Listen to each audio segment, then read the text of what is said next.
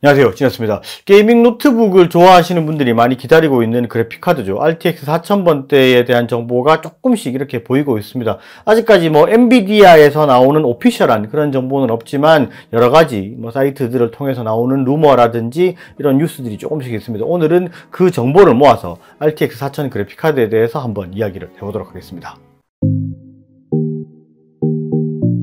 엔비디아의 수장인 젠슨 황이 지금 거의 역대급으로 요걸 얻어먹고 있습니다. RTX 4080을 이렇게 꼼수로 두 가지 버전, 16기가 버전, 12기가 버전으로 출시를 하려고 하다가 이 12기가 버전은 또 낮은 칩셋을 써가지고 좀 이게 등급을 좀 이상하게 만든 거 아니냐, 좀 잘못 출시됐다, 이렇게 좀 욕을 많이 먹었습니다. 그래서 유튜브라든지 여러 가지 언론상에서 난리가 났었죠. 그래서 이제 실제로 4080 12기가 버전의 출시 자체를 아예 번복을 해버렸습니다. 출시를 하지 않겠다라고 얘기를 했고, 이제 기존 생산되어 있던 물량들도 보상을 한다, 이런 식으로 얘기를 하고 있는 상황으로 봐서 이게 좀 정신을 차린 것 같다라고 생각을 했는데, 이번 영상을 준비를 하면서 자료를 막 이렇게 모으다가 빈정이 확 상했습니다. 이게 노트북 그래픽카드도 이렇게 장난질을 치네 라는 느낌을 딱 받아서 좀 마음이 확 상해 있습니다. 우리가 일반적으로 노트북을 구매할 때 이게 그래픽카드를 봤을 때 조금 상위급 모델이라고 생각하는 그 기준이 있어요.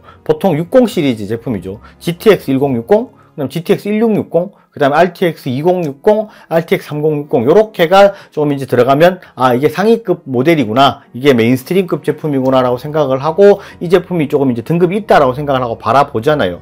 그리고 그 60 그래픽카드가 들어가 있으면 그 그래픽카드가 가지고 있는 고유의 칩셋명이 있고, 그 칩셋명에 따른 등급과 스펙이 있습니다. RTX 3000 시리즈까지는 이게 굉장히 잘 지켜져 왔어요. 그런데 4000 시리즈는 조금 달라요. RTX 3000 시리즈를 기준으로 보면 RTX 3050, 3060, 3070, 3080이 있죠. 중간에 TI 등급이 있기는 하지만 상세 설명에서는 생략을 하도록 하겠습니다. 그리고 각 모델명의 칩셋과 메모리 대역폭을 보면 3050은 GA107 128비트고요. 3060은 GA106 그리고 192비트였습니다.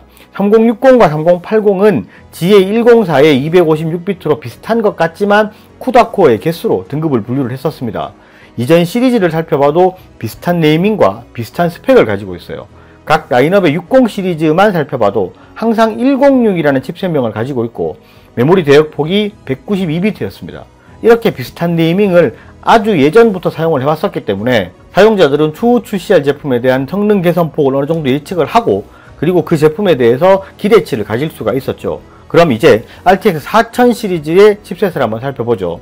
RTX 3000 시리즈에서 가장 상위급으로 출시된 RTX 3080의 칩셋명이 GA103이었습니다. 그렇게 이번에도 103, 104, 106, 107이라는 이름을 가진 칩셋들로 구성이 되어 있어요. 그러면 이게 지금까지 그래왔던 것처럼 그래픽카드의 네이밍도 비슷하게 된다고 예측을 할 수가 있겠죠. AD103은 RTX 4080 Ti, AD104는 코어의 개수로 성능 차이를 나타내는 RTX 4080과 4070으로 나올 것이고, AD106은 RTX 4060이 되고, AD107은 RTX 4050 Ti, 4050 이렇게 될 것으로 예상을 할 수가 있습니다. 그런데 이번에는 이렇게 하지를 않았어요. 네이밍을 한 단계씩 뻥튀기를 시켜버렸습니다. 103을 4090, 104를 4080이랑 4080 Ti, 106을 4070으로 놓고요. 107을 4060 Ti, 4060으로 출시를 했습니다. 놀랬어? 이거 장난이 너무 심한 거 아니오? 미안, 쏘리. 이번에 RTX 4000 시리즈 같은 경우에는 TSMC의 4N 공정을 사용을 해요. 4N 공정은 5나노 공정의 개선 공정이기 때문에 4나노라고 표현하기는 좀 그렇고, 실제로 5나노라고 보는 게 맞습니다. 그리고 이전에 RTX 3000 시리즈 같은 경우에는 삼성의 8나노 공정이라고 얘기를 하는데, 이게 10나노 공정의 개선 공정이기 때문에 실제로 10나노라고 보는 게 맞습니다.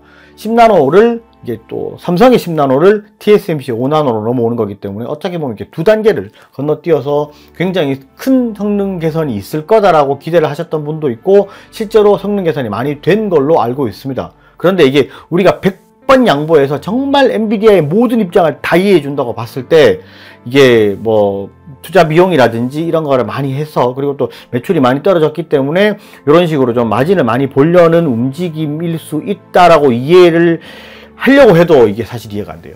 아무리 이해를 하려고 해도 이해가 안 되는 상황이고, 이게 기존의 사용했던 네이밍과 칩셋에 대한 부분이 다 있는데 성능이 좀 많이 개선됐다 해서 이걸 이름을 아예 이렇게 바꿔버리는 거는 좀 이게 너무 좀 장난이 좀 심하다고 보고, 이게 차로 따지면 그런 게 있습니다.